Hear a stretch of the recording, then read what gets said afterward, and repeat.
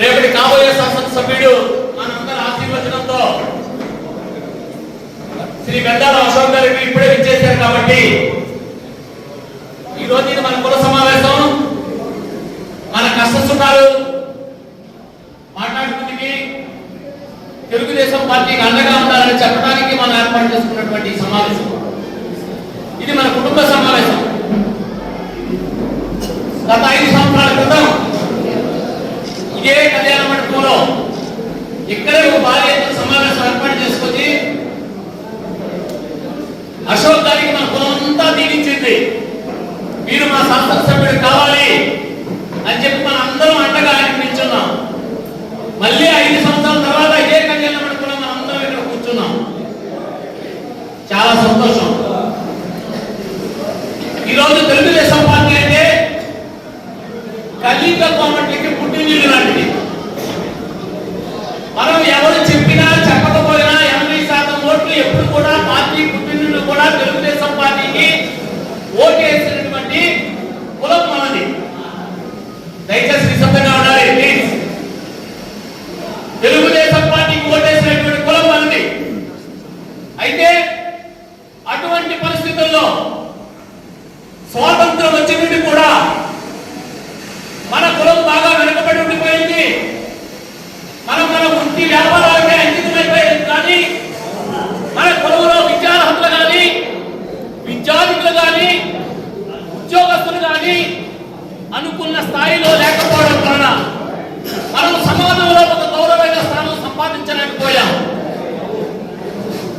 కష్టపడి వ్యాపారం చేస్తాం, కష్టపడి సమాజానికి సేవ చేస్తాం, కష్టపడి ప్రతి వారి కష్ట సుఖాలలో పాల్పంచుకుంటాం. కానీ మన కష్టాన్ని అర్థం చేసుకునే మనుషులు దొరకడమే చాలా కష్టమైన పరిస్థితి. ఎందువల్లంటే ఒక్కసారి ఆలోచించండి. ఈ సమాజంలో ఒక గుడి కట్టాలన్నా, ఒక బడి కట్టాలన్నా, ఒక సేవా కార్యక్రమం చేయాలన్నా కళింగ వైశ్యులకు హస్తం లేకుండా ఏ కార్యక్రమం జరగదు. అయితే ఆ స్థాయిలో మన కులానికి గౌరవం సమాజంలో దొరుకుతుందా అనేది ఒక్కసారి మన ఆత్మ పరిశీలన చేసుకోవాలి. ఈ రోజు పెద్దలు అశోక్ గారి సమక్షంలో మనం కూర్చున్నాం. ఒకనాడు గ్రామాలకి సరైన రహదారి లేక ఇక్కట్లు పడుతున్నటువంటి సమయంలో ప్రతి గ్రామంలో ఒక వైశ్య కుటుంబం ఉన్నా కూడా ఆ గ్రామానికి మొత్తం నిత్యావసర సరుకులు అందించి ఒక సేవకుడిగా ఆ గ్రామానికి సేవ చేసినటువంటి కళింగ కోమటి కులస్తులందరూ ఉన్నారు. అయితే అటువంటి పరిస్థితుల్లో తెలుగుదేశం పార్టీ మనల్ని గుర్తించింది, మనల్ని గౌరవించింది. సుదీర్ఘకాలం మనం చేసినటువంటి పోరాటానికి ప్రతిఫలంగా 2004లో చంద్రబాబు నాయుడు గారు తెలుగుదేశం పార్టీ అధికారంలోకి వస్తే కళింగ కోమటిని బీసీలో చేరుస్తామని మాటిచ్చారు. 100 రోజుల్లో పెద్దలు అచ్చెన్నాయుడు గారి దయ వల్ల, శాసనసభ్యులు అశోక్ గారు, మిగతా శాసనసభ్యుల దయ వల్ల, ఎంపీ గారి దయ వల్ల 100 రోజుల్లో కళింగ కోమటిని బీసీలో చేర్చి మాట నిలబెట్టుకున్నటువంటి ప్రభుత్వం నాయకుడు చంద్రబాబు నాయుడు. అయితే కళింగ కోమటిని బీసీలో చేరిస్తే మాకేమని కొంతమంది అనుకుంటారు. కానీ ఈరోజు సమాజంలో మన ప్రమాణాలు, జీవన ప్రమాణాలు పెరుగుతున్నాయంటే, ఆర్థిక స్థితిగతులు రేపు మారుతున్నాయి అంటే, రాజకీయ పరిస్థితులు మారుతున్నాయి అంటే, ఈరోజు బీసీల్లో మనం ఉండడం వల్ల మన హక్కులను మనం సాధించుకోవడానికి సమాజంలో ఒక అర్హత సాధించాం. అది ప్రధానమైన పాత్ర. అటువంటి పరిస్థితుల్లో రాష్ట్ర ప్రభుత్వంలో మనకి అన్ని అవకాశాలు వచ్చాయి. కేంద్ర ప్రభుత్వ స్థాయిలో విద్యా ఉపాధి అవకాశాలు కావాలనుకుంటే మనకు ఓబీసీ కూడా కావాలి. ఆ ఓబీసీ సాధన కోసం నిరంతరం రామ్మోహన్ నాయుడు గారు ప్రయత్నం చేస్తున్నారు. రేపటి ఎన్డీఏ కూటమి ప్రభుత్వంలో అది కూడా మనం సాధించుకు తీరుతాం. కళింగ కోమటిని ఓబీసీలో కూడా చేరుస్తారు. అయితే ఇదంతా కూడా ప్రభుత్వ పరంగా, రాజకీయంగా తెలుగుదేశం పార్టీ మనకు చేస్తున్నటువంటి సహాయ సహకారం. స్థానికంగా మనం కొన్ని సమస్యలు కూడా చర్చించుకోవాల్సిన అవసరం ఉంది. ఈ సోంపేట పట్టణం కవిత్వ కోమటికి ఒక పెద్ద దిక్కు లాంటిది. ఈ జిల్లాలో అత్యధిక శాతం కలిగినటువంటి పట్టణాలు ఏవైనా ఉన్నాయి అంటే అందులో సోంపేట, నర్సన్నపేట, శ్రీకాకుళం అనేది చెప్పక తప్పదు. అయితే సోంపేటకి ఇంకా చరిత్ర ఉంది. ఇది మార్గదర్శకంగా ఉండేది మిగతా పట్టణాలకి. అటువంటి పెద్దలు సారా వీరభద్రరావు గారు లాంటి పెద్దలు ఉత్సాహంగా ఆ రోజు రాజకీయాల్లో పాల్గొని మన కులానికి ముందుకు తీసుకున్నటువంటి నాయకులు ఉండేవారు.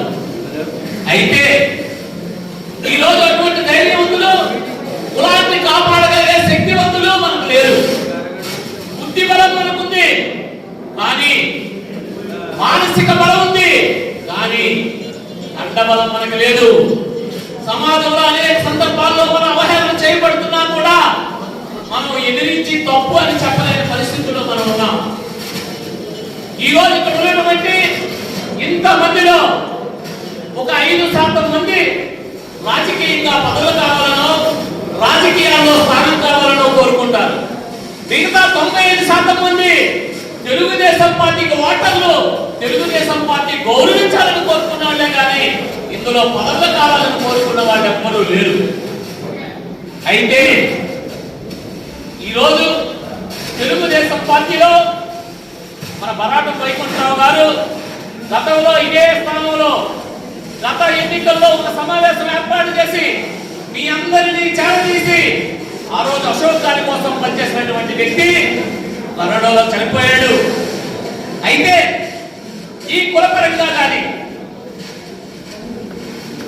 లేకపోతే మన పార్టీ పెద్దల తరపున కానీ ఆ కుటుంబాన్ని ఆదుకోవాల్సిన బాధ్యత మన మీద ఉందని మాత్రం ఈ సందర్భంగా మనం గుర్తు చేసుకోవాలి. ఎందువల్లంటే ఈరోజు స్వార్థమైన రాజకీయాలు చేస్తున్న మనందరం కూడా ఇక్కడ వాళ్ళు బాగుండాలి, వాళ్ళు ఉన్నత స్థానాల్లో ఉండాలి, వాళ్ళు రాజకీయంగా మనం ఆదుకోవాలి రేపు భవిష్యత్తులో అని చెప్పి మనం ఆలోచిస్తుంటాం. దొంగ వ్యాపారాలు చేయం, తప్పుడు పనులు చేయం, కష్టపడి రక్తాన్ని శ్రాదంగా మార్చి బ్రతుకుతాం. ఈరోజు గౌరవం కోసం తిండి లేకపోయినా ఇంట్లో ఉంటాం కానీ తప్పుడు పనులకు ఆస్కారం లేనటువంటి కులం మనది. అటువంటి పరిస్థితుల్లో ఆ కులం ఆత్మగౌరవాన్ని, ఆ కులం తరగ ఆత్మరక్షణని కాపాడవలసిన బాధ్యతగా ఈరోజు ప్రజాప్రతినిధులుగా మా అందరికీ ముందున్నటువంటి మీరు అన్నది కూడా ఒక్కసారి మీరు గుర్తుంచుకోవాలని సందర్భంగా కోరుతున్నాం. ఒక వైసీపీకి ఎక్కడైనా అన్యాయం జరిగితే మీరు శాసనసభ్యుల దృష్టికి తీసుకెళ్ళండి, తప్పనిసరిగా ఆయన స్పందిస్తారు. లేనప్పుడు ఈ రోజు ఎలాగైతే గోవిందరాజు గారు మేము అందరం వచ్చి అశోక్ గారికి ఓటేయండి అని ఎలా అడుగుతున్నామో అలాగే రేపొద్దున మీ సమస్య వచ్చినప్పుడు పరిష్కరించలేనప్పుడు మీ తరపున బాధ్యత తీసుకుంటామని కూడా ఈ సందర్భంగా తెలియజేస్తున్నాం. ఈ రోజు చాలా మంది ఉన్నాం, మనకు మనసులో బాధ ఉంటుంది, మనసులో మాటలు ఉంటాయి, మనసులో ఆవేదన ఉంటుంది, కానీ చెప్పడానికి భయం, ధైర్యం చాలదు. మనకెందుకు లేని ఊరుకుంటాం, కానీ మనం అలా ఊరుకున్నంత కాలం కూడా వెనకబడే ఉంటాం, కానీ ముందుకు రానది మాత్రం ఒక్కసారి ఆలోచించాలని సందర్భంగా తెలియజేస్తున్నాం. అశోక్ గారు, మీరు దయచేసి ఎన్నికలప్పుడు మనం సమావేశం పెడుతున్నాం, చాలా సంతోషం. అలాగే మీరు శాసనసభ్యులు అయిన తర్వాత కూడా మా కులంతో పదే పదే సమావేశాలు మీకు అవకాశం ఉన్నప్పుడు పెట్టి ఈ రోజైతే ఎలాగైతే కూర్చొని వాళ్ళ సమస్యల కోసం వాళ్ళ ఓటు కావాలని మనం అడుగుతున్నామో రేపు పొద్దున కూడా మీరు బాధ్యతగా శాసనసభ్యులు అయినప్పుడు కూడా ఇలాగే సమావేశాలు పెట్టి మా సమస్యను తెలుసుకోవాల్సిన బాధ్యత, దాన్ని పరిష్కరించవలసిన బాధ్యత కూడా మీ మీద ఉందని ఈ కుల సంఘ పెద్దలుగా ఈరోజు ఒక శాసనసభ్యుడిగా మీరు జిల్లా సమన్వయ కమిటీలో సభ్యులుగా ఉంటారు. ఈ రోజు ఇక్కడ కూర్చున్న వాళ్ళందరూ మీరు తండ్రితో సమానం. మాకు మేము పిల్లలు, ఇక్కడ ఉన్న వాళ్ళందరం పిల్లలు ఏదైనా తప్పు చేస్తే ఆ పిల్లల్ని పిలిచి మందలించి దారిలో పెట్టుకోవాల్సిన బాధ్యత తండ్రికి మీకుంది. అంతేకాని ఎవరో ఒకరు తప్పుడు మాటలు చెప్తే బదిలీ కొట్టి చెబితే ఆ మాటలు చెవిలో పెట్టుకొని మమ్మల్ని దూరంగా పెడితే ఆ అరణ్యంలో ఆ బాధ ఈ పిల్లలు ఏ తండ్రికి చెప్పుకుంటారో ఒక్కసారి ఆలోచించండి. దయచేసి వాటి ఆస్కారం లేకుండా ఈ రోజు ఎలా అయితే పెద్ద మనసులో వాళ్ళందరూ కూర్చొని మీరు గెలాలి, మీ భవిష్యత్తు బాగోవాలి, తెలుగుదేశం పార్టీ రావాలని ఆలోచిస్తున్నారు.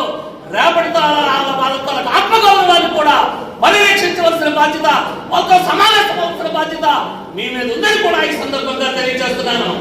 ఎన్నికలకు సమావేశాలు పెట్టడం కాదు, మనం ఎన్నికలు అయిపోయిన తర్వాత కూడా, మనకు అధికారం వచ్చిన తర్వాత కూడా ఇలాగే కుల సమావేశాలు పెట్టి ఇలాగే మా కులాన్ని సమావేశపరిచి ఈ రాష్ట్ర ప్రభుత్వం నుండి ఈ కార్యక్రమాలు ముందుకొచ్చాయి.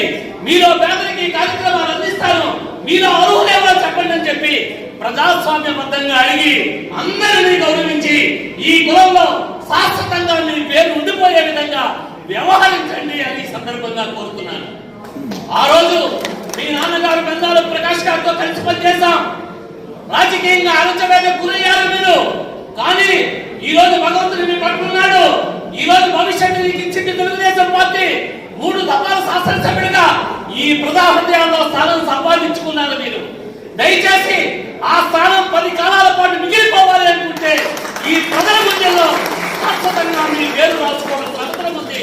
దానికి మీ సేవ, దానికి మీ పరిచయాలు, దానికి మీ అంకిత భావం ముఖ్యమని సందర్భంగా తెలియజేస్తున్నాను. దయచేసి కలిగిన కోమట్ల ఆత్మగౌరవాన్ని కాపాడండి, వాళ్ళ వ్యాపారాలకి అండగా నిలబడండి. వారు ఎవరైనా సమాజంలో ఈర్ష్యతో వాళ్ళని అణగదొట్టాలని ప్రయత్నం చేసినప్పుడు నైతికంగా మీరు మద్దతు ఇవ్వండి, మీరు మాకు అండగా నిలబడండి అని ఈ సోమపేట కలిగిన అందరి తరఫున కోరుకుంటూ మరాఠో వైకుంఠరావు గారి కుటుంబాన్ని ఆదుకోవాలని, భవిష్యత్తులో ఈ కలిగిన కోమటి కుటుంబంలో తెలుగుదేశం పార్టీ తరఫున ఎవరైనా ఉండి నష్టపోతే ఆ కుటుంబం మీదిగా భావించి ముందుగా ఆదుకొని మమ్మల్ని నడిపించాలని, ఈ సమాజంలో మా గౌరవ ప్రతిష్టలు పెంపొందించాలని, అలాగే రాజకీయంగా కూడా కలిగిన కోమటి కులానికి గౌరవాన్ని పెంపొందించే విధంగా మీరు ప్రయత్నం చేయాలని, మీ తరఫున మీ కొంత సహకారం మాకు అందించాలని కూడా ఈ సందర్భంగా కోరుతూ, దయచేసి చూడండి, ఇచ్చాపురం నియోజక కళింగ వయసు ఆత్మీయ కనుక దమ్మున్న కళింగ వయసులో పెట్టుకున్న సమావేశం అది. ఓపెన్ గా మేము తెలుగుదేశం పార్టీకి మద్దతు ఇస్తున్నాం. అటువంటి ఆలోచన ఉన్న వాళ్ళందరూ రండి అని మనం పిలిచాం. మీకు పెన్ ఇస్తాము, మీకు పుస్తకం ఇస్తాము, మీకు సిల్వర్ కాయిన్ ఇస్తామని చెప్పి మనం ఎవరికి పిల్లలేదు.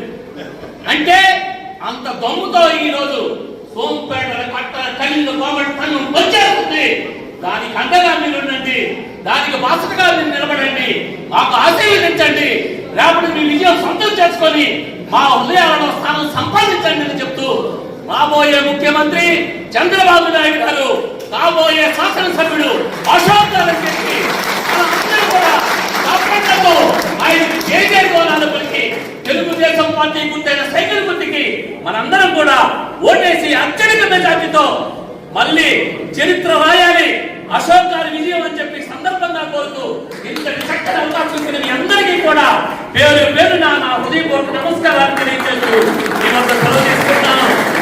భారత రాజ్యాంగ నిర్మాణ సారథి డాక్టర్ బిఆర్ అంబేద్కర్ ఒకరే చెప్పారు, ఈ దేశం ప్రజలకు నేను కత్తివ్వలేదు, ఓటనే ఆయుధం ఇచ్చాను, దానితో ఈ ప్రజాస్వామ్యాన్ని కాపాడండి, ఈ ప్రజాస్వామ్య చరిత్రను కాపాడండి అని చెప్పి డాక్టర్ బిఆర్ అంబేద్కర్ గారు చెప్పారు. ఆ విధంగా మన ఓటుని ఒక ప్రజాస్వామ్యాన్ని కాపాడడం కోసం, ఒక నీతిని బ్రతికించడం కోసం, ఒక ధర్మాన్ని రక్షించడం కోసం తెలుగుదేశం పార్టీకి ఎన్డీఏ కూటమికి ఓటేసి అశోక్ గారిని అలాగే రామ్మోహన్ నాయుడు గారిని అత్యధిక మెజార్టీతో